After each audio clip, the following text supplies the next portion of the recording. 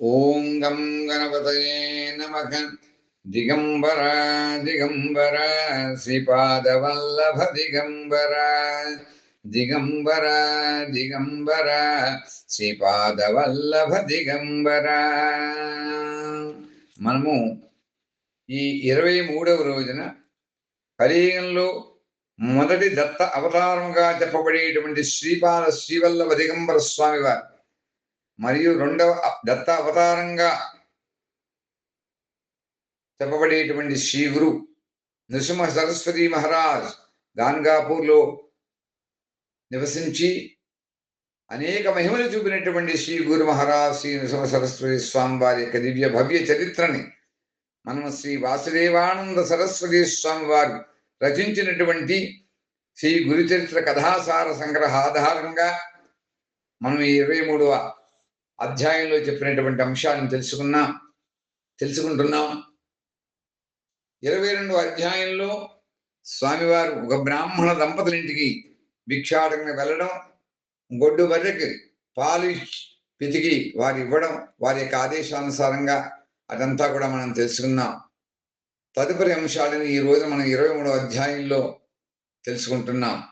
అలా మరుసటి రోజులాగానే ఈ బ్రాహ్మణుల ఇంటికి గొడ్డెబర్రెను బాడుగు తీసుకుపోవడానికి ఎవరో వచ్చారు.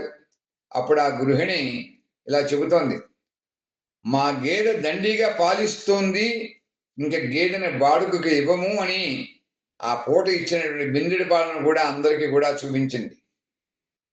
అలా ఆశ్చర్యించినటువంటి వారందరూ కూడా ఈ వింత విషయం అందరికీ కూడా చెప్పారు. అలా అందరి ద్వారా గ్రామాధికారికి ఈ విషయం తెలిసింది. స్వయంగా ఆ గ్రామాధికారి అక్కడికి వచ్చాడు. గొడ్డుబర్రె పాలు ఇవ్వడేమేంటి, ఇది వింతగా ఉందని చెప్పి చూచి శ్రీ గురు నృసింహస్వామి సరస్వతి స్వామి వారి యొక్క మహిమని ఎంతో పొగిడారు, అందరూ కూడా కొనియాడారు. వెంటనే అందరూ కూడా సపరివార సమేతంగా సంగమానికి వెళ్ళారు. స్వామివారు ఎక్కడున్నారో అక్కడికి వెళ్ళి శ్రీ గురు నృసింహ సరస్వతి స్వామి వారిని దర్శించారు. భక్తి శ్రద్ధలతో సాష్టాంగ నమస్కారం చేశారు. స్వామి, నీవు భక్తులను ఉద్ధరించడానికి అవతరించావు కనుక ఈ భక్తుని యొక్క కోరికను కూడా మన్నించు. స్వామి, ఈ సంగమం నుంచి నువ్వు గానగాపూర్ గ్రామంలోనికి దయచేసి నీ పాద ధూళితో పవిత్రం చెయ్యి. అక్కడ మఠం కట్టించి సకల సదుపాయములు కూడా ఏర్పాటు చేసి అందరం కూడా మిమ్ములను భక్తి శ్రద్ధలతో సేవించుకుంటాం అని అందరూ కూడా ప్రార్థన చేశారు.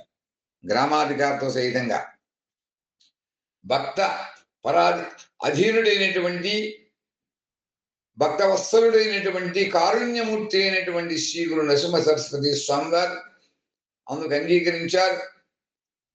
అలా అందరూ కూడా శ్రీ గురుస్వామి వారిని పల్లకీలో కూర్చోబెట్టుకుని సకల మంగళ వాయిద్యాలను కూడా వాయిస్తూ సకల లాంఛనములతో గానగాపురానికి తీసుకువెళ్ళారు. గ్రామ పశ్చిమ ద్వారం దగ్గర ఒక పెద్ద రావి చెట్టు ఉండేటువంటిది. అలా దాని మీద ఒక బ్రహ్మరాక్షసుడు కూడా ఉంటూ గ్రామస్తులందరినీ కూడా బాధిస్తూ ఉండేవాడు.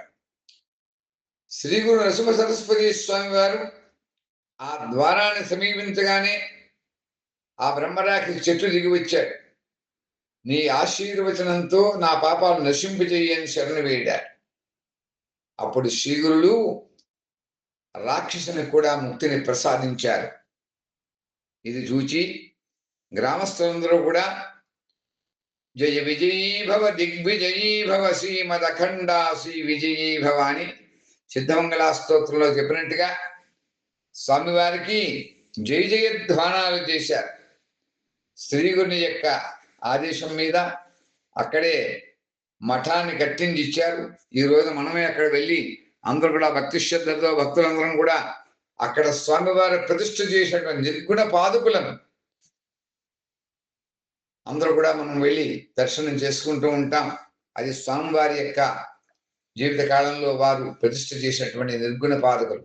ఇంతవరకు కూడా అవి ఏ పదార్థంతో, భౌతిక పదార్థంతో చేశారో ఎవరు కూడా గ్రహించలేకపోయారు. స్వామివారు తన మహిమని చాటేటువంటి విధంగా వారి పాదుకలను అక్కడ ప్రతిష్ఠ చేశారు.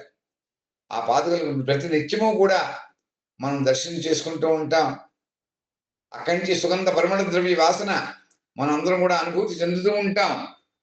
కేవలం ఆ గురు పాదుకలు దర్శనం చేసుకోవడం వల్ల భక్తులందరికీ కూడా కామ్యములు నెరవేరుతూ ఉంటాయి అని మన యొక్క ప్రత్యేకంగా అనుభూతి చెందినటువంటి భక్తుల యొక్క వారి స్వామివారికి అనుగ్రహాన్ని మనం అనుభవిస్తూ ఉంటాం. ప్రత్యక్షం మనందరం కూడా ఈ రోజున ఆ నిర్గుణ పాదుకలు దర్శనం చేసుకుని అనేకమైనటువంటి భక్తుల యొక్క కోరికలు నెరవేరడం మనం గమనిస్తూ ఉంటాం. అలా ప్రతిదినము కూడా శ్రీగురుడు సంగమ స్థానానికి వెళ్ళి వస్తూ ఉంటే భక్తులు ఆయన్ని పల్లకీలో ఊరేగిస్తూ తీసుకువెళ్తూ ఉండేవారు. అలా గ్రామాధికారితో సహా అందరూ కూడా ఈ పల్లకిని మోస్తూ ఉండేవారు.